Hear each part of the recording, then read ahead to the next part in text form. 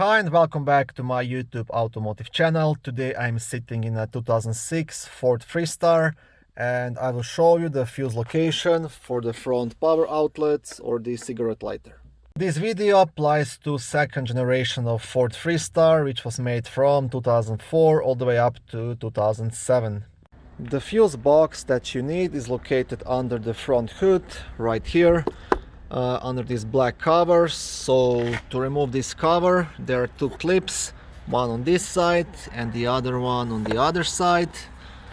So basically you just pull onto it with your finger and lift it up, and you do the same thing on the other side as well, and then you can lift the cover. On the back of the cover you have a small fuse diagram which you can use in case you want to locate a specific fuse.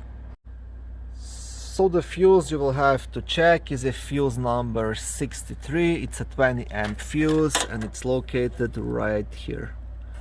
So this one, 20 amp fuse, just next to this bolt, and that's the fuse responsible for front power outlets or the cigarette lighter.